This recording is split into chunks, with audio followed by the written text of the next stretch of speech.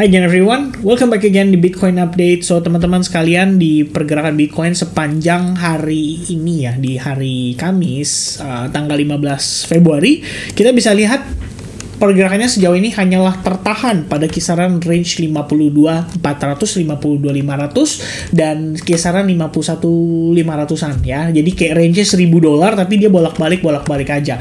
Nah, sebenarnya teman-teman sekalian, hari ini tuh sebetulnya ada satu bentuk FAT ya yang muncul ke permukaan lagi, yaitu pengadilan telah memberikan izin untuk Genesis melikuidasi asetnya setara dengan 1,3 miliar dolar dalam bentuk Grayscale GBTC shares, which is Grayscale Bitcoin Trust ya. Itu kenapa Grayscale-nya ada dua ya, ini kayaknya nggak ngerti nih, Grayscale Bitcoin Trust gitu kan.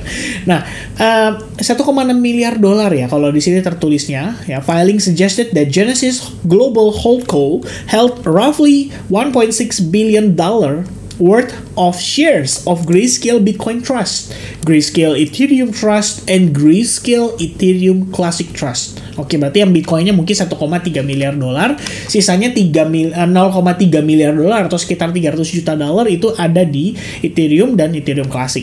Ya, probably dua ini bakal kena FAT juga. Dan kelihatannya nggak lama berselang setelah informasi ini didapatkan ya, which is ini 21 jam yang lalu, saya cek hari ini di Arkham ya teman-teman sekalian, itu Bitcoin Grayscale ya udah mulai make a move lagi guys. Jadi before saya munculkan di layar ya, saya munculkan dulu deh di layar, nggak apa-apa deh. Oke, teman-teman, jadi ini adalah concern sementara ya. Let's say kita bisa asumsikan bahwa ini sementara bentuknya FAT, dan sangat possible lah untuk menyebabkan Bitcoin mengalami koreksi terlebih dahulu, karena memang 52.000 juga merupakan range area resistance yang sangat major sekali. Ini time frame weekly, nggak cuma di daily, nggak cuma di 4 jam, tapi kita berbicara di time frame yang lebih besar lagi.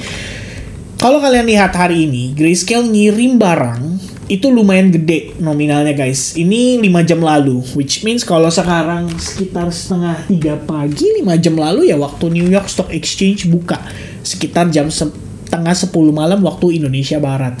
5 jam lalu Grayscale ngirim sekitar 850 Bitcoin ditambah 708 Bitcoin, which means sekitar 1508 Bitcoin ditambah 840 Bitcoin. Berarti sekitar 2.398 Bitcoin. 2.398 Bitcoin ditambah 43 Bitcoin lagi, which means ya asumsinya sekitar 2.450-an Bitcoin. Kalau 2.450 Bitcoin itu kita kalikan dengan harga saat ini, which means di kisaran 51.850, itu around 127 juta dolar US guys, worth of Bitcoin. Ya sebenarnya ada sih di sebelah kanan tuh yang 44 juta, 37 juta, 44 juta ya, sekitar 120-an something juta dolar. Nah teman-teman, hari ini only menurut saya menguatkan lah posibilitas untuk Bitcoin, entah dia bisa terkoreksi atau kita hanya konsolidasi. Kenapa demikian, Vin? Lu katakan begitu. Karena kita ngelihat guys, ini Bitcoin ETF flow ya dalam beberapa hari terakhir.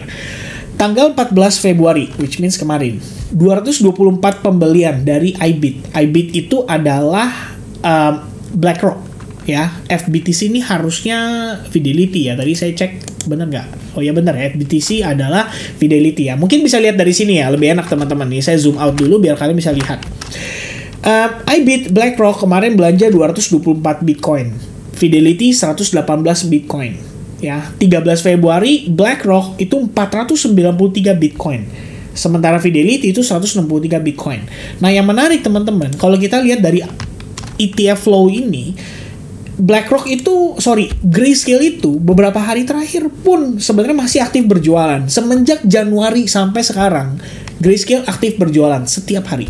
Ya, saya nggak tahu sekarang nominalnya sudah berapa ya teman-teman sekalian.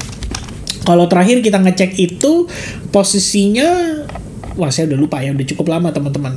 Tapi ini kelihatannya AUM-nya mungkin udah turun sangat signifikan ini. Ya, kita coba lihat teman-teman. Aset under management-nya sekitar 23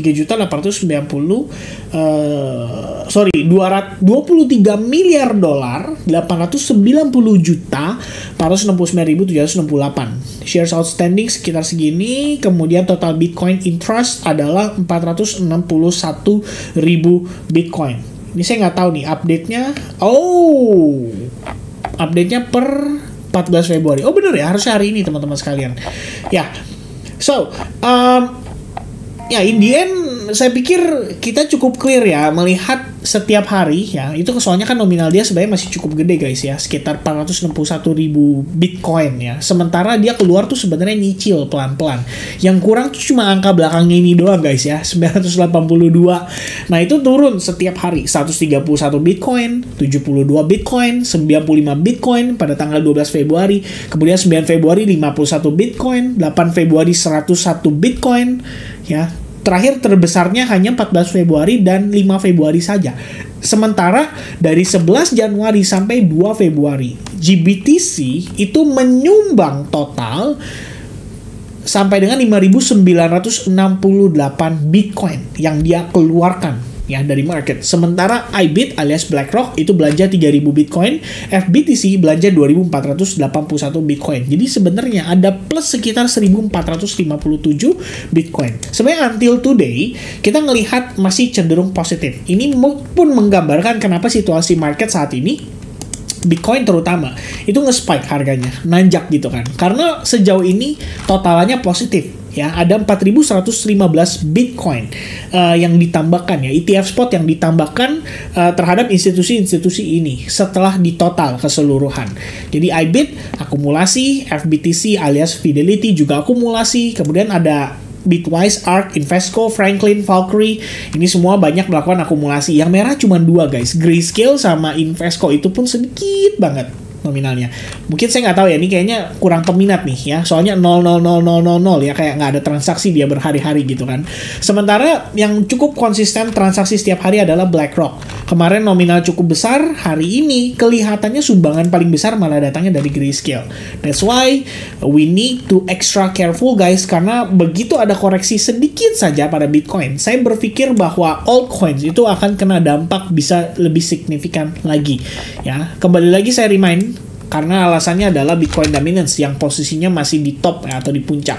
Ya, hari ini sih mungkin kalau lihat dari perspektif closingnya tampak ada rejection, which means bisa nge-lead Bitcoin dominance untuk turun lagi, dan apabila dia revisit around 52% aja sebenarnya udah bagus banget. Anda akan lihat ada mini alt season lah kalau kita bilangnya gitu ya. Nah, guys, so dengan informasi tadi mungkin teman-teman jadi ada pertimbangan bahwa ada resiko penjualan bisa lebih besar datang dari Genesis. Ya, kita ngelihat hari ini teman-teman, faktanya beberapa hari terakhir Grayscale tetap berjualan, tapi nominalnya ratusan Bitcoin saja. Per hari ini dia ngirim 2.450-an Bitcoin yang tadi kita sudah hitung bareng-bareng di awal. Apakah langsung dijual atau dia jual over the counter, itu yang kita nggak tahu. Tapi tentu saja hal tersebut sangat wajar jika menyebabkan adanya rejection pada Bitcoin. Satu teman-teman, ini dalam 4 jam lagi Bitcoin bisa aja closing dalam keadaan spike only, menandakan fake out. Fake out atas apa, Vin? Fake out atas range resistance yang ada pada range $52.000. Seperti yang kita ketahui, Bitcoin itu rally dan naik only sejak kisaran 19-12 Desember ya. Ada konsolidasi and then dia up again, naik lagi sampai di range price hari ini teman-teman sekalian. Dan kemarin saya sempat mention ya soal wave count ini ya. Kelihatannya ada yang salah paham guys ya.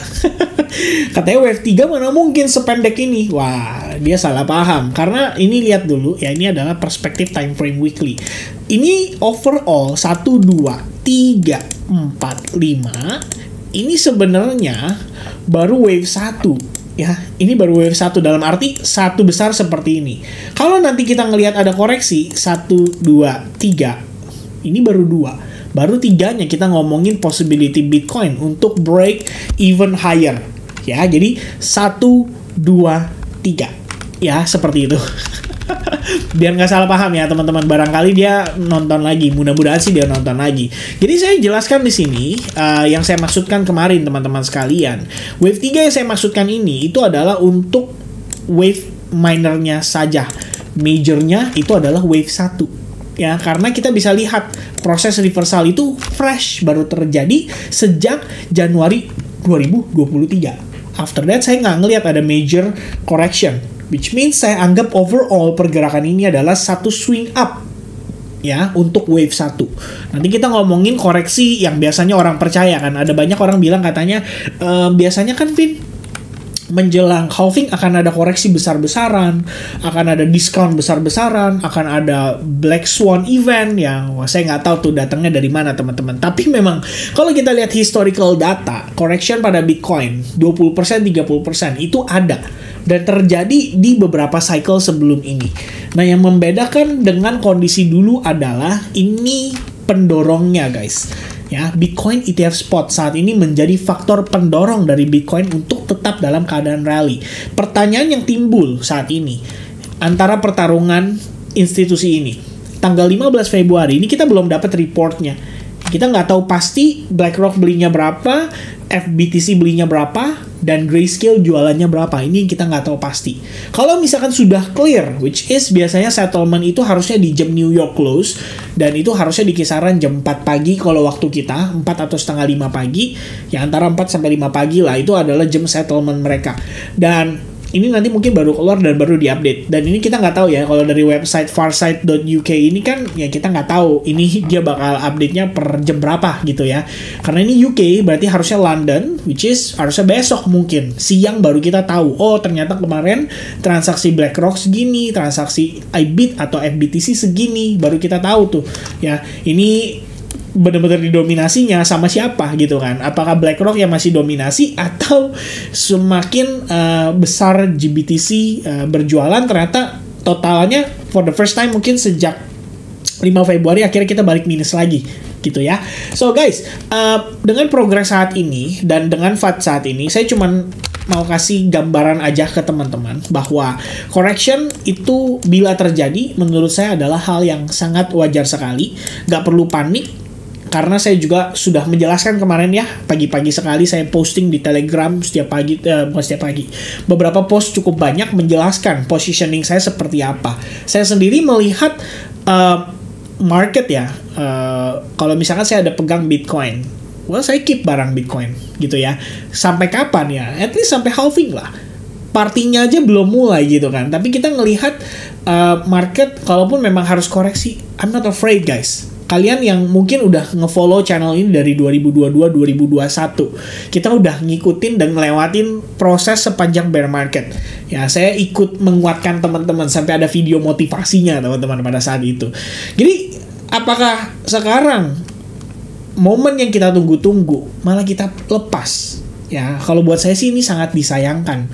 Semestinya teman-teman kalau yang sudah mengerti fundamental ya Anda harusnya keep gitu loh ya. Minimal sampai setelah halving lah.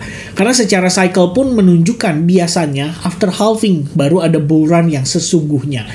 Ya, dan dengan demikian pada prosesnya saat ini kalau memang harus ada yang namanya koreksi, itu adalah hal yang sangat wajar sekali. Dan entah itu efek karena FAT, entah itu karena retail investor yang panic selling, ya saya rasa apapun itu ya kita harus sama-sama hadapi lah teman-teman sekalian ya. Bahasanya kok jadi membagongkan ya.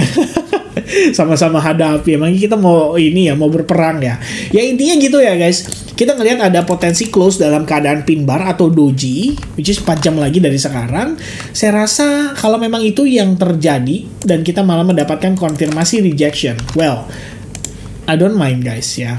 Basically kita bisa ngelihat Bitcoin mengalami koreksi pun saya juga nggak ada masalah. Malah ini jadi kesempatan untuk altcoins dapat harga murah atau diskon. Ya, itu bisa dimanfaatkan dengan baik oleh teman-teman sekalian. Dan kalau dari perspektif hourly, yang saya pengen sampaikan di sini, ini bahkan untuk time frame 4 jam ya, exponential moving average 21-nya itu sudah overextend juga.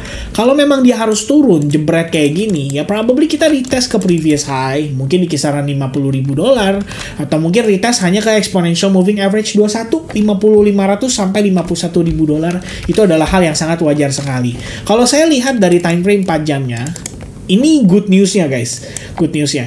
I don't see any divergence, which is ini keren banget. Biasanya kalau kondisi begini udah ada divergence di time frame 4 jamnya. Namun kalau kita turun time frame ke 2 jam, ini ada divergence ya. Ya, kalian bisa lihat cross pertama, kemudian cross berikutnya, dan ada cross berikutnya. Di sini sebenarnya kita fine, tapi kalau dari atas ke bawah, ya not really ya. Basically, overallnya ini dianggap sebagai satu buah momen di mana harga sudah mengalami fase jenuh beli atau overbought. Dan resikonya adalah kalau misalkan dia break nih dari channel. Well, sebenarnya saya nggak perlu khawatir ya. Kita ngelihat kemarin juga ada pullback kok sebelum akhirnya dia rally gitu kan. Jadi apakah harus khawatir ya? Sebenarnya nggak juga gitu kan. Kalau memang dia harus mengalami koreksi, probably the area yang akan divisit oleh Bitcoin itu bisa aja kembali ke range 49.000. Ya ini saya bulatkan 49.500 lah ya teman-teman sekalian. 49.500 atau di resistance support previousnya, yaitu $50.250. Nanti kita reassess lagi, kita lihat lagi kalau berhasil reject. Kalau enggak dan Bitcoin breakout, well, $60,000 adalah the most nearest range level yang bakal bisa direvisit oleh Bitcoin. Tahu dari mana Vin? $60.000. Simple teman-teman, round numbers ditambah sebelumnya ada support resistance. Ini kalau saya extend ke samping, kalian bisa lihat di manakah itu, yaitu $60.000 lebih kurangnya. Alright, so that's gonna be the update from me for Bitcoin, teman-teman sekalian. Once again, positioningnya harus jelas ya kalau kalian konsumsi video ini.